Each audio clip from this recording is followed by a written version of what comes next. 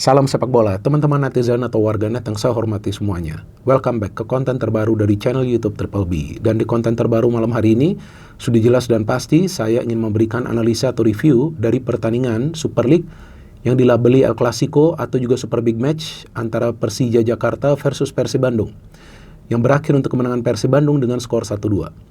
Dengan hasil akhir ini teman-teman, berarti Persib Bandung belum terkalahkan dalam 19 pertandingan terakhir mereka di Super League. Dan untuk sementara ini memang masih berada di posisi puncak, tapi sekarang punya selisih poin dari Borneo FC sebanyak 3 poin dan dari Persija Jakarta sebanyak 10 poin. Artinya sudah fix ya teman-teman bahwa Persija Jakarta tidak akan bisa menjadi juara dari Liga Indonesia dengan sisa 2 pertandingan karena selisih poinnya sudah terlalu jauh dari Persib Bandung yang sekarang berada di posisi puncak. Tapi seperti yang saya katakan tadi, bahwa selisih poin antara Persib dengan Borneo adalah 3 poin. Artinya jika di pertandingan besok malam Borneo berhasil meraih kemenangan atas Bali United atau juga mendapatkan 1 poin dengan hasil imbang, ya berarti persaingan untuk menjadi juara dari Super League akan terus berlanjut, mungkin juga sampai pekan ke-34. Dan selain itu juga teman-teman, kemenangan tadi sore adalah kemenangan kedua bagi Persib Bandung musim ini. Artinya Persib Bandung bisa meraih kemenangan back to back atas Persija Jakarta musim ini, yang merupakan sebuah pencapaian yang luar biasa tentunya bagi Bojan Hodak ya. Apalagi kita tahu Bojan Hodak sejauh ini sebagai pelatih dari Persib belum terkalahkan lawan Persija Jakarta. Dan saya pikir semua itu bisa dilakukan berkat taktik dan juga pemilihan pemain. Karena jelas terlihat di pertandingan tadi sore walaupun para pemain Persija unggul dari segi ball possession dan juga tentunya dari segi jumlah peluang yang bisa mereka ciptakan termasuk jumlah peluang emas. Tapi para pemain Persib yang dipilih oleh Bojan Hodak itu bermain habis-habisan di atas lapangan untuk mempertahankan keunggulan mereka. Bahkan secara permainan para pemain Persib di menit-menit awal itu sulit keluar dari tekanan para pemain Persija. Tapi entah bagaimana, seperti yang selalu saya katakan, para pemain Persib selalu punya cara untuk bisa memecahkan deadlock. Sehingga walaupun Persib tertinggal di menit-menit awal, ternyata mereka bisa unggul dengan mencetak 2 gol, kemudian mempertahankan keunggulan mereka. Dan memang cara bermain Persib tidak jauh berbeda dari pertemuan pertama mereka melawan Persija di Stadion GBLA, yang pada saat itu juga kita lihat di babak kedua Persib bermain lebih defensif, tapi mereka bisa mendapatkan 3 poin. Ya artinya seperti yang selalu saya katakan bahwa nggak harus juga bermain indah. Yang penting bermain efisien serta efektif untuk bisa mendapatkan 3 poin. Dan dari Persija Jakarta, kita tahu bahwa tim ini punya target untuk menjadi juara musim ini.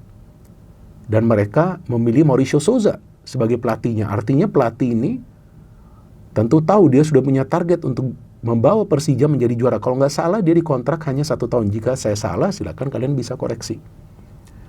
Tapi dengan sumber daya pemain yang dia diberikan, bahkan ini kan Brazil semua nih, dan mereka bermain sepak bola indah, bermain menyerang, mencetak banyak gol, bahkan jumlah gol dari Persija itu kan lebih banyak daripada Persib setelah 32 pertandingan.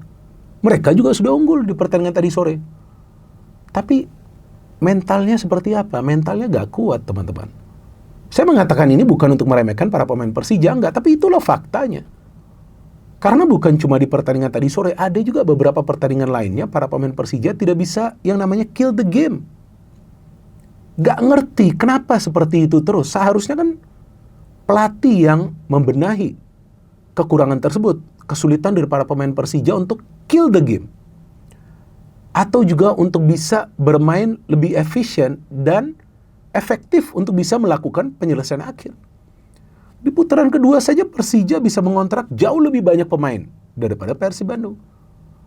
Tapi buat apa sumber daya pemain yang begitu banyak ketika pelatihnya gak paham apa yang perlu dia lakukan untuk bisa change the game, untuk bisa reverse the momentum, untuk bisa membalikkan momentum, untuk bisa mengubah jalannya pertandingan dengan memainkan pemain dari bangku cadangan, tapi bukan saja memainkan pemain tersebut. Cobalah rubah gaya bermain dari tim kamu. Tapi gak ada itu dia lakukan. Sayang sekali. Jadi saya pikir tentu para supporter dari Persija Jakman ini akan merasa sedih ketika para pemain sudah berjuang habis-habisan di atas lapangan seperti para pemain Persib, tapi bahkan gagal untuk bisa mendapatkan 1 poin. Karena cara bermain Persija sudah textbook, sudah bisa kebaca oleh para pemain Persib. Ini kritikan yang real yang saya berikan kepada Mauricio Souza. Terlepas mau didengar atau enggak. Tapi kan kalau saya memberikan nanti kritikan lebih sarkas, pasti saya diserang lagi. Itu kan yang beratnya bagi saya. Padahal saya memberikan kritikan ini pure, murni. Dari dalam hati saya, agar ada perubahan di Persija Jakarta. Maka itu beberapa kali saya mengkritik pemain Persib, saya mengkritik Bojan Hodak, saya mengkritik manajemen Persib. Tapi mereka terima. Saya harapkan juga supporter dari Persija bisa menerima kritikan-kritikan tersebut. Walaupun kadang-kadang saya harus sarkas. Kenapa? Kalau gak sarkas, gak viral. Kalau gak viral, gak didengerin. Itu poin saya menyampaikan kritikan secara sarkas.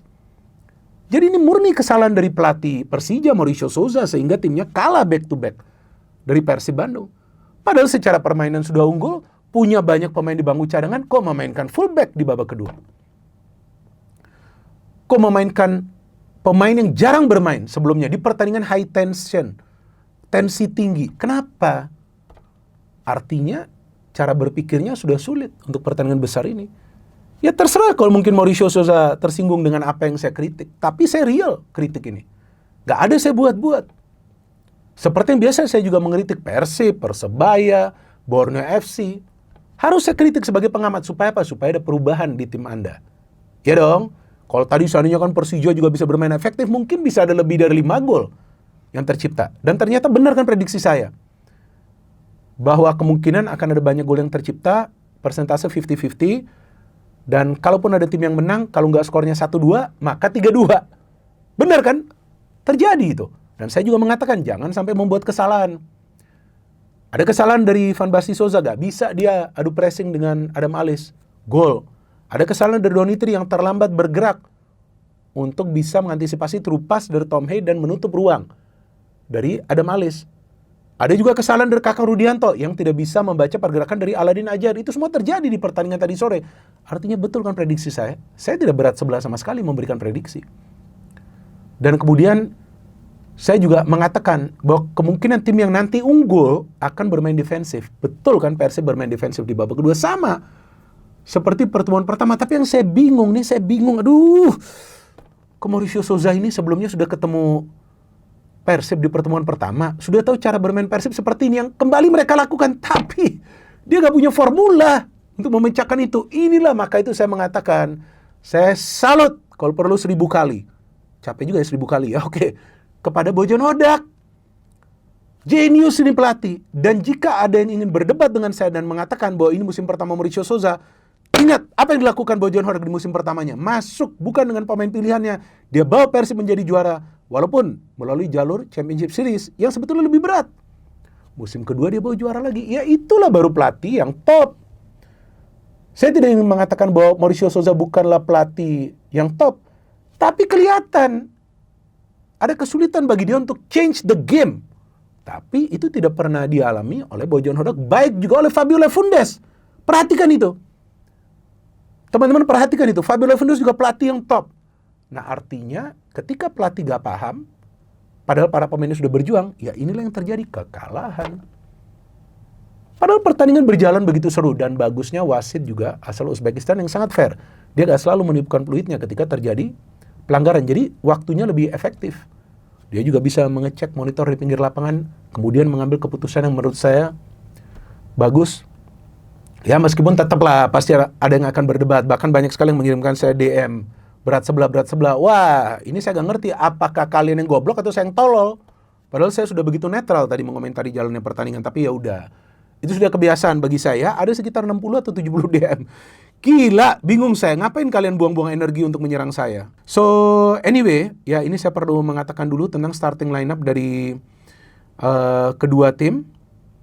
Oke, ini sangat penting saya katakan. Jadi, apa yang saya katakan kritikan atau juga masukan itu bagi tim-tim itu murni. Dan saya ingin berterima kasih kepada supporter dari Persib, dari Borneo, ya dari Persija juga banyak yang menerima, tapi ada saja yang aneh-aneh. Saya gak ngerti, cobalah. Ya kalian lebih terbuka pikirannya ya. Murni saya memberikan kritikan ini untuk kemajuan dari tim Anda.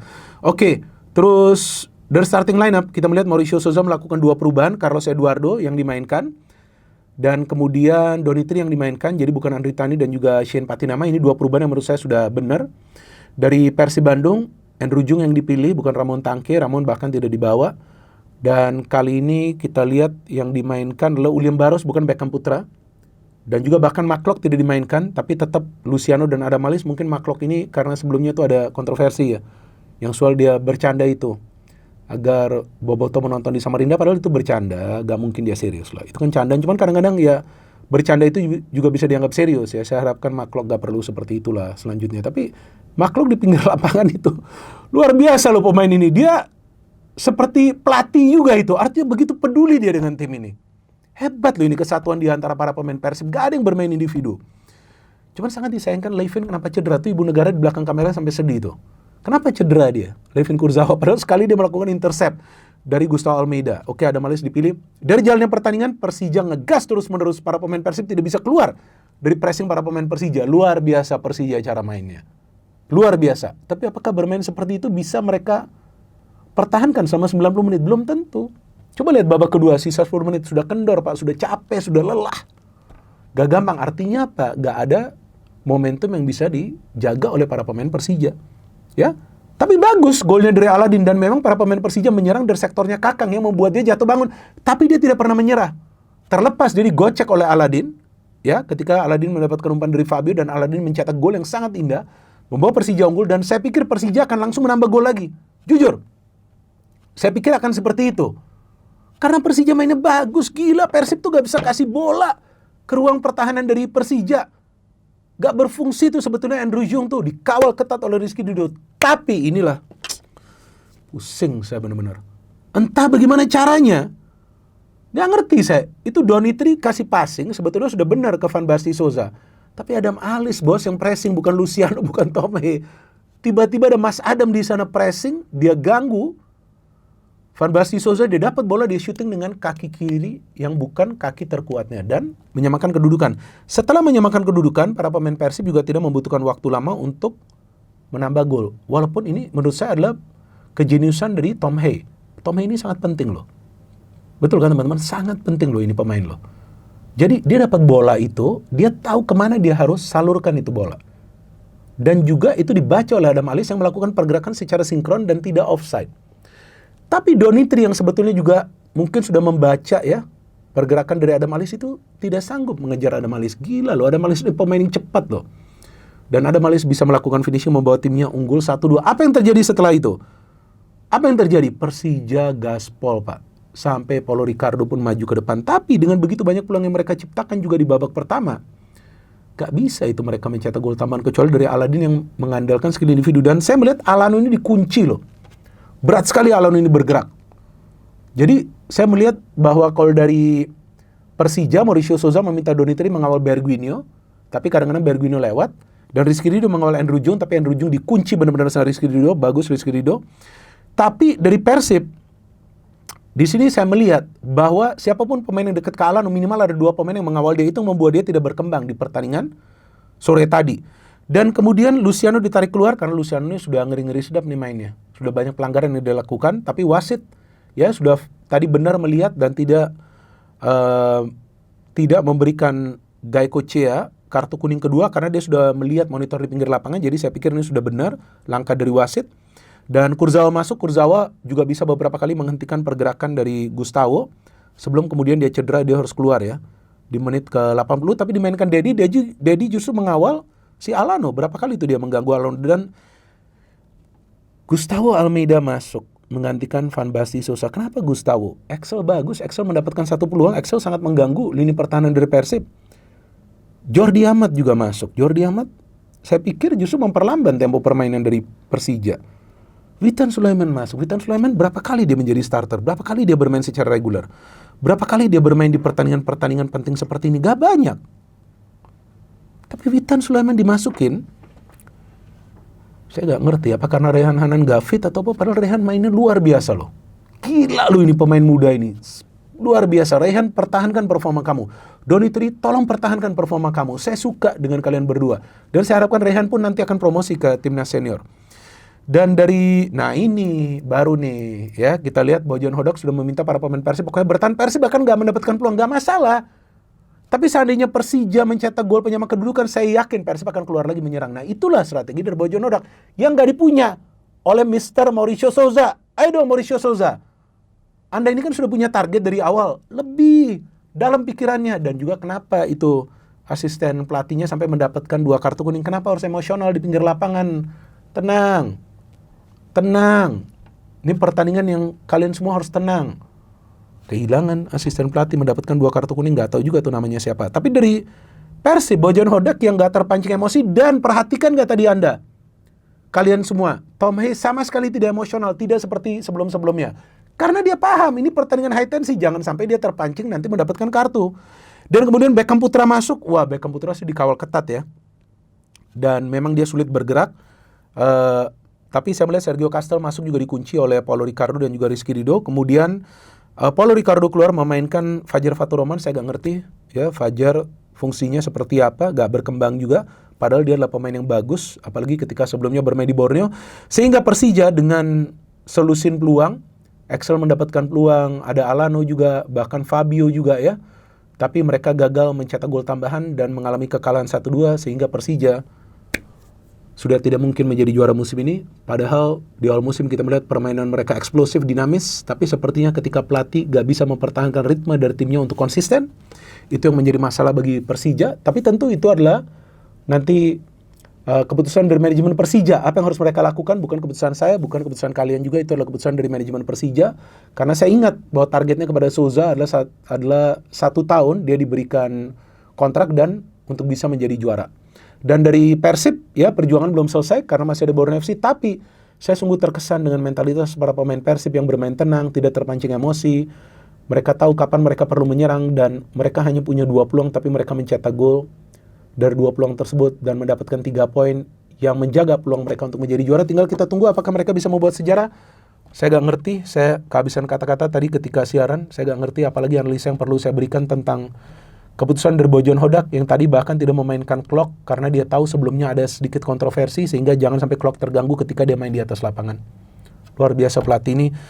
Oke, dan saya harapkan nanti suatu hari saya juga akan bisa ketemu Bojan Hodak dan Ibu Negara di belakang kamera. Ingin ketemu Levin Kurzawa. Kita tunggu nanti mungkin akhir musim. Mau ketemu kan? Oke.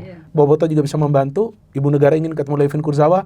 Dan saya ingin ketemu Bojan Hodak. Sambil kita tunggu di akhir musim tim mana yang akan menjadi juara. Tapi saya pikir Persija bermain luar biasa. Bahkan lebih baik dari Persib. Tapi bermain luar biasa, bermain indah. Bermain menyerang tidak cukup. Yang penting adalah bermain efisien dan efektif. Dan itu dilakukan Persib Bandung untuk bisa membawa pulang 3 poin dari Samarinda. No hate, no politics, only football. Salam sepak bola.